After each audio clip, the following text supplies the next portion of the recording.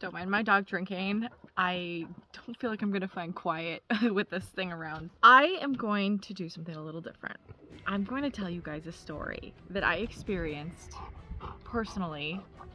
Boris, you're not helping. Had me believing in something that I never believed in. This is a weird phenomenon. You can choose to believe this story or not. Boris! It's supposed to be a scary vibe. It's up to you. But keep it. We'll get there eventually.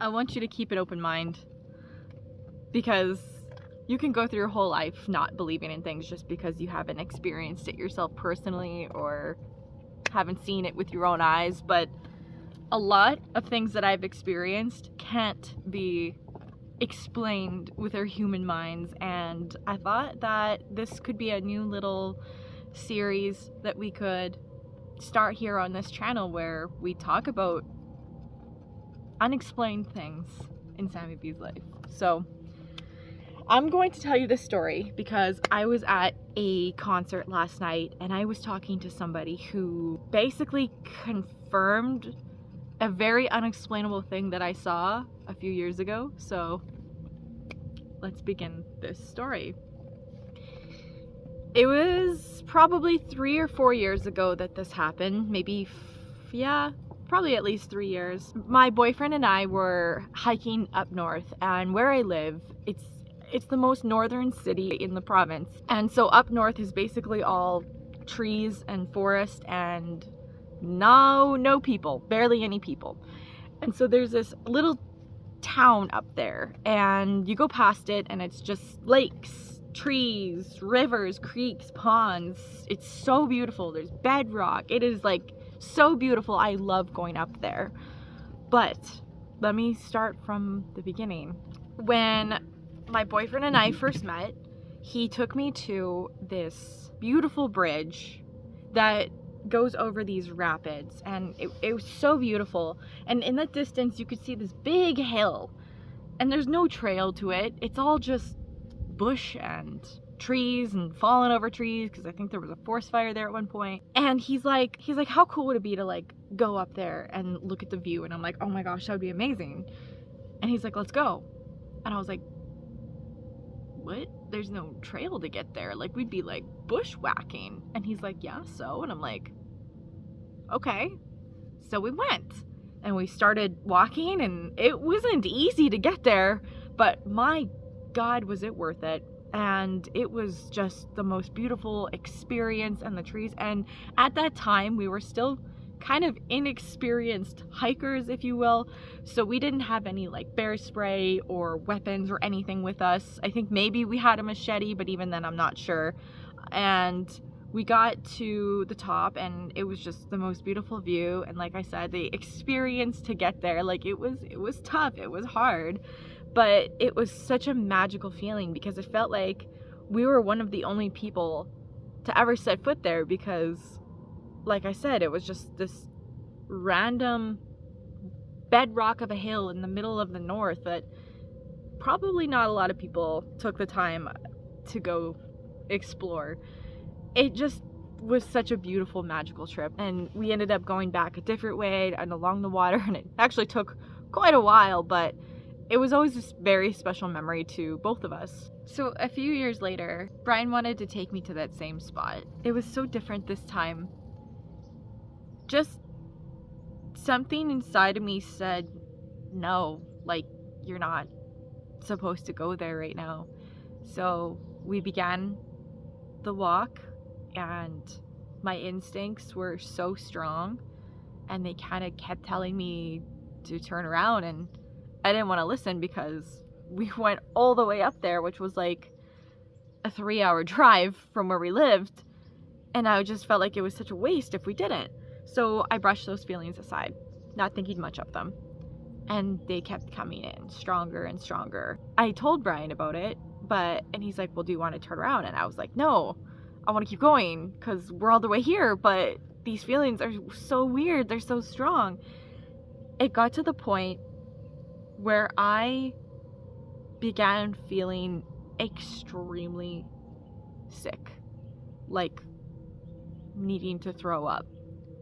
And I knew at that point that I had to turn around, that we had to turn around. I don't know what my instincts were protecting us from, but all I know is the closer we got to whatever it was, the stronger my instincts told me to turn around and get out of there. When I got to the point where I could barely walk because I was so sick, yeah, that's when I finally listened. And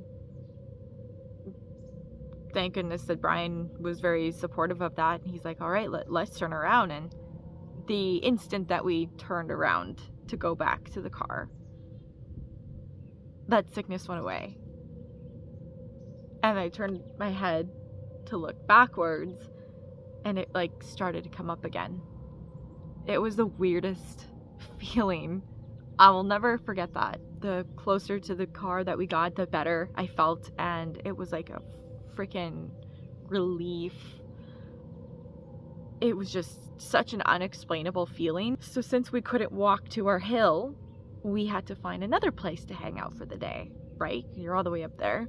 And it was like a toss-up between him feeling weird energies, me feeling weird energies. So we'd go drive down the road a little bit and find a spot. Nope, this doesn't feel right. So then we'd go down the road and find another spot.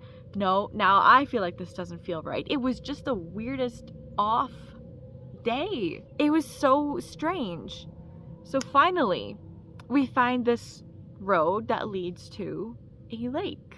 And it's like, again, so private. There's nobody there. This little road basically opens up at the lake where you can like park your vehicle, and you could probably set up camp if you wanted. And I remember this place just feeling so magical. For the weirdest reason, we had the damnedest of a time starting a fire. We wanted to have a little fire and maybe like, I don't know if we had like smokies or something that we wanted to heat up, or maybe just for the ambience of the fire, but we had the darndest time getting it started. And I'm gonna say, like, on record here, him and I are very natural, I guess, at starting fires. Like, it comes very easy. We both grew up starting fires. It's not something difficult. It's not like the wood was wet. It just, for some reason, it wouldn't light, which was very strange for both of us. That was strange. I think I remember at that point Brian mentioning that there was like no animals, like no birds, no squirrels. And I remember him just pointing it out, like that's kind of weird, because we were like in the middle of the forest. I didn't really think too much of it. I was like, yeah, I guess that's weird, but okay. So we walked around the area, and there was this part of the forest. It was like the bedrock was sliding off of itself, and it created like this magical fairyland. And there was like little stumps with like little mushrooms, and it literally, we both described it as looking like fairies lived there. It was like a fairy forest. And the way the bedrock was, it was just such a magical, like, I've never seen anything like it. It was just this beyond out of this world beauty. And especially like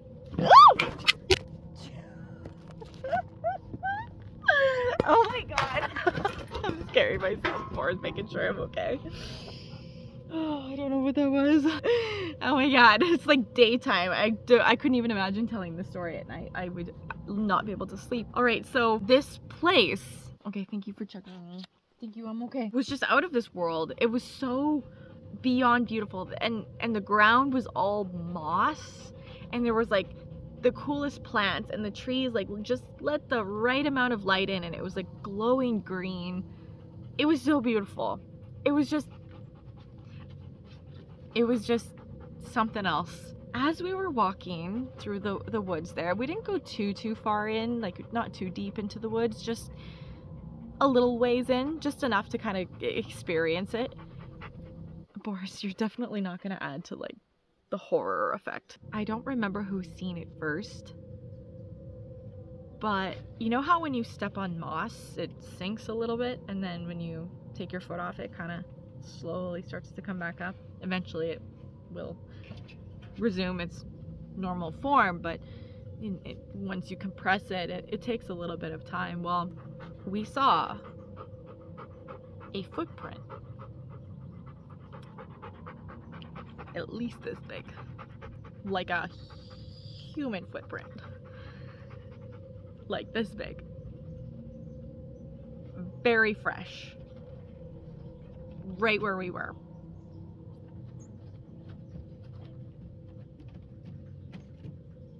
And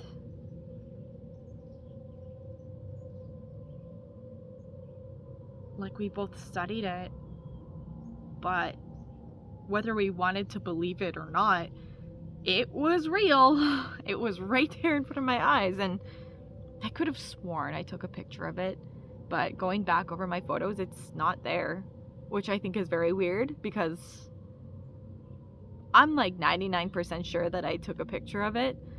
So this could be one of those like Mandela effect things where I did in one life and I didn't in this life, but I could almost guarantee you I took a picture of it, but that picture is not in my camera roll. And when we saw that footprint and how fresh it was and how big it was and how much of a human it resembled,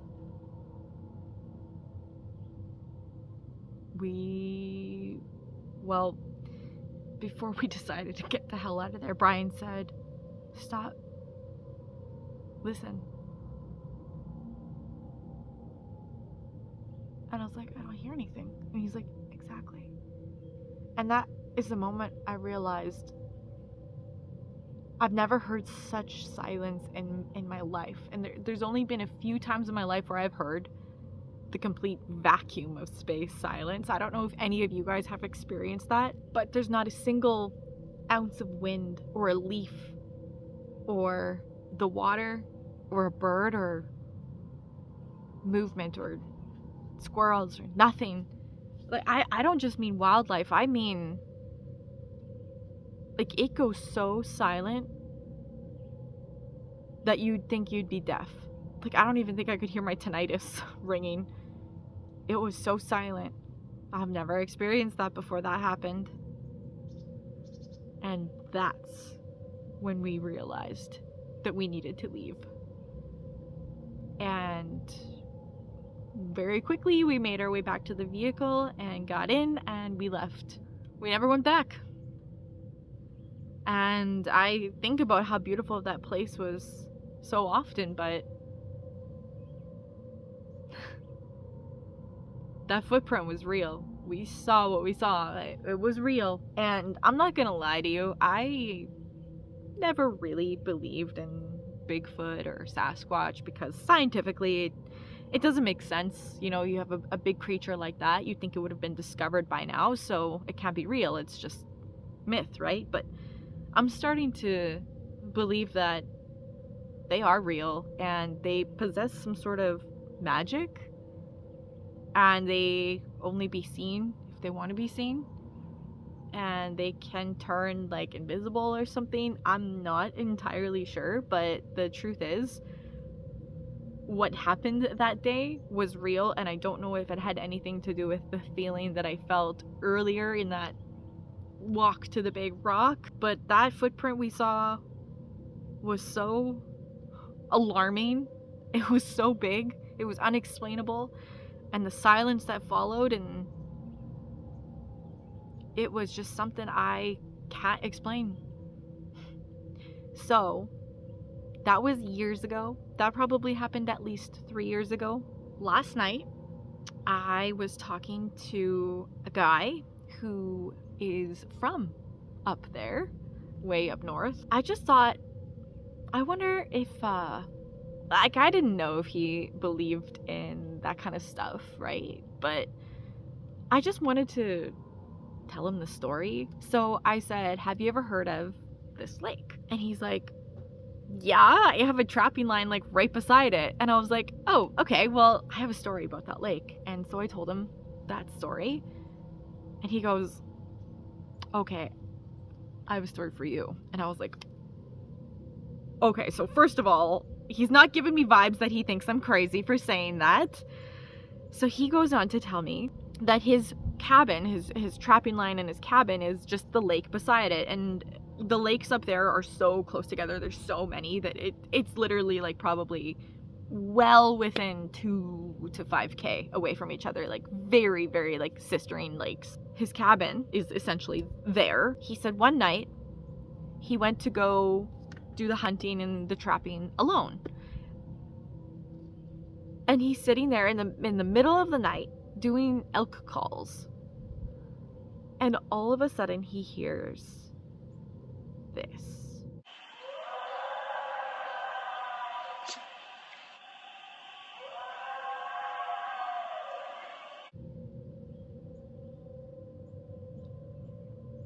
I have a video here. It's not the sound that he said this is the closest he could find. It's a YouTube video. So you guys can go check that out here. It's not his, but he said that it's the closest sound he's heard to what he heard. So you can go check that out here. I just played a little clip for you guys to feel the suspense, but that is what he heard. And he got the fuck up and went into his cabin, and he said, I didn't sleep a blink that night. I sat there with my guns against the wall, waiting for whatever it was to show up, because he said I couldn't explain what that sound was. He said that was not an elk. That wasn't a wolf or a coyote or a bear. He's like, I grew up there and I have never heard anything like that. Not even close. And he said, yeah, everything just went silent. And the weird thing about that was when I was telling him my story, I said, do you know this lake? And he said, oh, yeah. Besides the fact that he had his trapping line there, he said, it looks like a fairyland. That's what he said. He said, it looks like a fairyland.